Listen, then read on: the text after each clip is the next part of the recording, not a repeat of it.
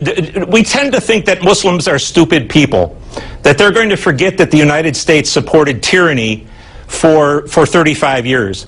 We also have become, at least in our political elite, almost Marxist-Leninists in our belief that democracy is the answer to everything and that it's going to take hold everywhere.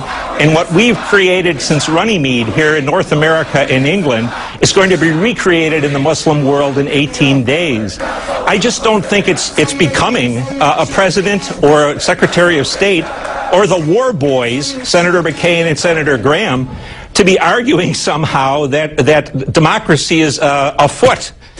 When clearly it's not. Well, look, Michael, first I have to disagree with your premise in terms of the overarching view of the Islamic world, and I think there is much greater nuance in the relationship that the President and the Secretary of State and the United States senators, whom you mentioned, are trying to craft with the new leadership. Everybody understands, do they not, that this is a moment of transition. This is a moment where the old ideologies, the old governing structures throughout North Africa and the Middle East are being pushed aside by what is a genuine uprising from the grassroots of the populace. Nobody knows with any certainty where it will go, and I think if you listen to the Fareed Zakarias, the Fuad Ajamis, the real experts in the region, they all say there is enormous uncertainty, but certainly it is better to begin to forge the relationship in terms of the common notions of tolerance, freedom, secular democracy that we believe in, not believing it will take root overnight, but certainly to articulate those views than to be a hands-off and let tyranny reestablish itself. Wouldn't you agree with that? No, I wouldn't. I think Mr. Zakaria and Mr. Ajami know about as much about what's going on there as my chair does. They don't like the idea of Islamist governments, and so naturally their analysis is going to be that they're not happening. Just like Mrs. Clinton, just like Senator Graham, just like the President. CNN and BBC interviewed a few score Muslims in Tahrir Square, all of whom were English-speaking, most were clean-cut, most were professionals, and they talked the talk of democracy. Then they read a few Facebooks and a few Twitters, and they extrapolated that sample to 85 million Muslims, half of whom or more are illiterate. So the West has really got a skewed idea of what's happening in that country. And across the region, sir.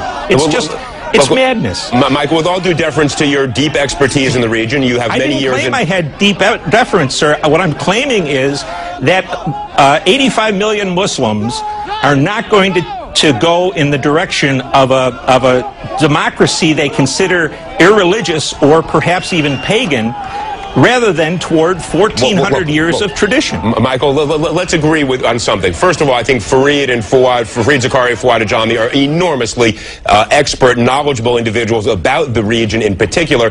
And the one thing I would say is that nobody thinks Jeffersonian democracy is going to spring up overnight, that somehow the Bill of Rights that is enshrined in our Constitution will be embraced by 85 million Egyptians. Nobody obviously believes that. But what you weren't listening to CNN then, sir, during the Tahrir Square business. Well, again, Michael, with all deference, I think I was listening to it. I was often here. But I think here's the larger point.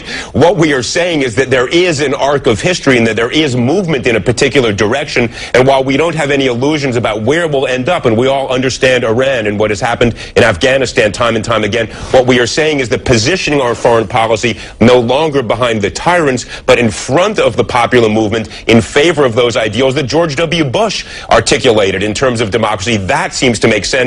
I'll give you the last couple seconds. You obviously think I'm wrong. Tell me why. I think Bush was wrong. I think Clinton was wrong. I think this guy is wrong. It's just not going to happen in the way you think it's going to happen, sir.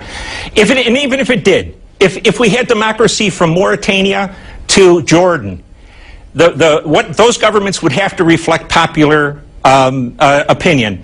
And what you would have is the greatest anti-Israeli movement that you've ever seen in your life, because Israel is hated more than anything in the Islamic world.